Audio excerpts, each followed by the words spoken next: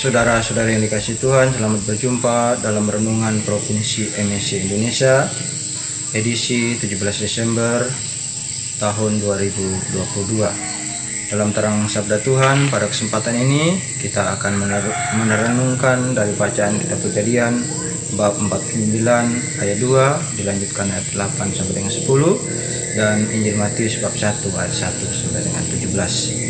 Dalam bacaan pertama dikisahkan bagaimana Yakub memberikan wejangan atau nasihat yang terakhir kepada anak-anaknya. Pertama, ia memberikan penegasan dan peneguhan kepada Yehuda. Ia memberikan peneguhan dan kekuatan akan proses sejarah kepemimpinan dan kekuasaan yang terus berlangsung hingga kesudahannya. Ia hendak menegaskan kepada mereka untuk tidak kehilangan iman dan harapan kepada Tuhan. Yakub mengajak mereka untuk hidup berpegang kepada kekuatan Tuhan yang memampukan manusia untuk melakukan segala sesuatu. Belajar dari sejarah, belajar dari pengalaman, Yakub hendak mengingatkan kepada mereka jika Tuhan telah menaruh kepercayaan dan melaksanakan rencananya di dalam diri mereka, niscaya mereka mampu menaklukkan kekuatan dunia. Dalam bacaan Injil ditegaskan pula akan rencana Tuhan lewat sejarah panjang kehidupan manusia. Rencana keselamatan itu berlangsung dalam konteks budaya, tradisi, kehidupan sosial, dan dalam proses perjalanan waktu. Gambaran latar belakang kakek buyut atau para pendahulu sebelum Yusuf hingga Yesus mengajak kita semua untuk melihat dalam kacamata iman dan kasih Allah bahwa Allah melaksanakan rencana keselamatannya tidak dilepaskan begitu saja dari situasi yang terjadi di dunia ini. Kalau kita berkaca dari peristiwa atau kisah yang terjadi dari pendahulu keluarga Yusuf, ada jejak-jejak kesalahan masa lalu, kesalahan perilaku, penyimpangan dari ajaran sosial dan moral. Tetapi apakah Allah berhenti untuk melanjutkan rencana keselamatannya karena kesalahan manusia atau kesalahan orang-orang yang telah dipilihnya? Ternyata tidak demikian. Allah tetap ingin mewujudkan karya kasih-Nya melalui generasi selanjutnya. Allah berkomitmen untuk menyelamatkan manusia terlepas dari sejarah masa lalu mereka.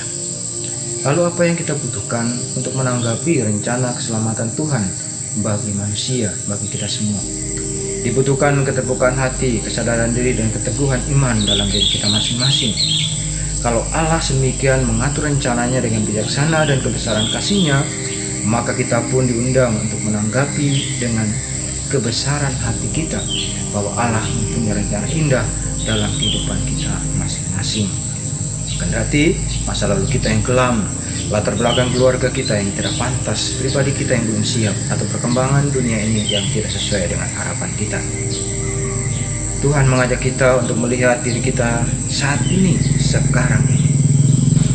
Dalam kebesaran dan kuasa kasih-Nya, Allah melanjutkan pilihannya bagi manusia yang dikehendakinya.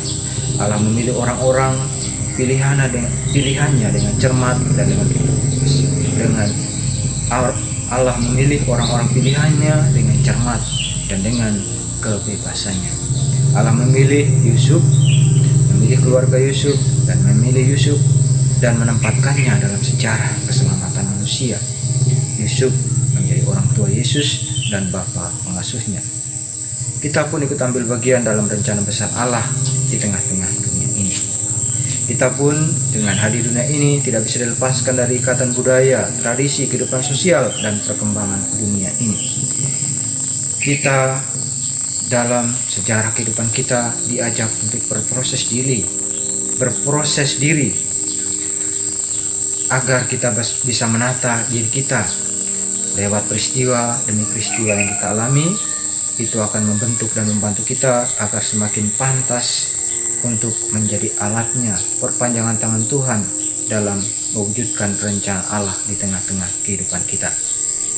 Kita letakkan kehidupan kita pada waras yang kokoh dalam bimbingan Tuhan, sambil terus membuka hati bahwa Tuhan mempunyai rencana indah dalam diri kita masing-masing, sebagaimana Allah telah memilih orang-orang pilihannya dalam sejarah masa lampau untuk mewujudkan karya keselamatannya di tengah-tengah dunia ini. Demikian juga Allah mewujudkan rencananya hingga saat ini melalui kehadiran kita, adanya kita, hidup dan karya-karya kita. Semoga kita tetap mawas diri agar rencana Allah yang telah dirancangnya dalam diri kita masing-masing tidak sia-sia.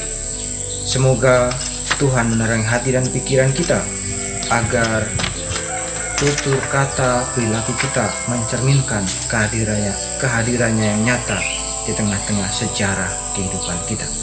Semoga Tuhan memberkati kita semua.